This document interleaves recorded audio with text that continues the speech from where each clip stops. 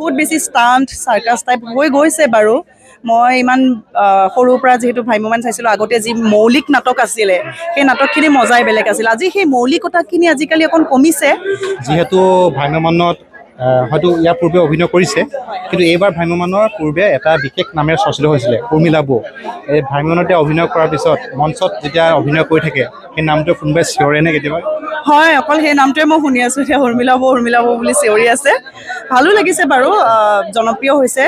কেৰেক্টাৰটো আৰু বহুতে নেগেটিভলিও লয় আৰু নেগেটিভটো আমি বাদ দি পজিটিভখিনি লৈ পেলাই আগবাঢ়িব চেষ্টা কৰি আছোঁ ইমানখিনি এতিয়া যিহেতু হেঙুল থিয়েটাৰৰ লগত এবাৰ জড়িত এতিয়ালৈকে যিমানখিনি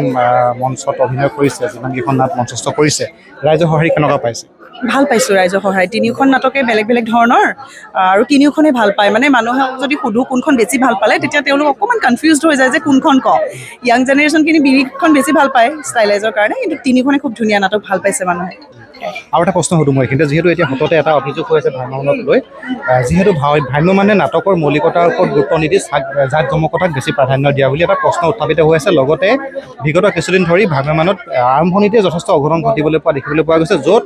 দৰ্শকৰো নিৰাপত্তাৰ প্ৰশ্ন আহি পৰিছে এই ক্ষেত্ৰত হেঙুল থিয়েটাৰ কিমান ব্যতিক্ৰম মানে একদম গ্ৰাউণ্ড লেভেলতে আছে মই ক'ম অকণমান যিখিনি সময়ৰ লগত খাপৰ কাৰণে যিখিনি টেকনিকেল অলপ ফেচিলিটিজ অকণ দেখাব লাগে সেইখিনি অকণমান দেখাইছে তাৰ বাহিৰে সাংঘাতিক ধৰণৰ একো কাৰুকাৰ্য ডেঞ্জাৰ কাৰুকাৰ্য নাই যাৰ কাৰণে আৰ্টিষ্ট বা দৰ্শকৰ ক্ষতি হ'ব পাৰে গতিকে সেইকাৰণে সদায় হেঙুল থিয়েটাৰ ব্যতিক্ৰম হৈ থাকিব মই ভাবোঁ লগতে এই যিটো প্ৰশ্ন উত্থাপিত হৈ আছে বিভিন্নজনৰ মাজত যে ভ্ৰাম্যমানে আনন্দ মেলাৰ দৰে এটা পৰিৱেশ সৃষ্টি কৰিছে এই ক্ষেত্ৰত আপুনি কি ক'ব মিছাও নহয় কথাষাৰ বহুত বেছি ষ্টাণ্ট চাৰ্কাছ টাইপ হৈ গৈছে বাৰু মই ইমান সৰুৰ পৰা যিহেতু ভ্ৰাম্যমান চাইছিলোঁ আগতে যি মৌলিক নাটক আছিলে সেই নাটকখিনি মজাই বেলেগ আছিল আজি সেই মৌলিকতাখিনি আজিকালি অকণ কমিছে ষ্টাণ্টৰ ওপৰত বেছি গুৰুত্ব দিয়া হৈছে আৰু কোনো ক্ষেত্ৰত চাগে দৰ্শকেও সেইখিনি বেছিকৈ বিচৰা হৈছে নেকি আৰু যিকোনো বস্তুৰে বেছিটো যেনেকৈ বেয়া অলপ যেনেকৈ হেঙুল থিয়েটাৰে অলপ দেখাইছে পাৰদৰ্শিতা সেই তেনেকুৱাকৈ সীমিতভাৱে ৰাখিলে সকলোৱে ভাল পাই থাকে যেতিয়া বেছি হৈ যায় তেতিয়া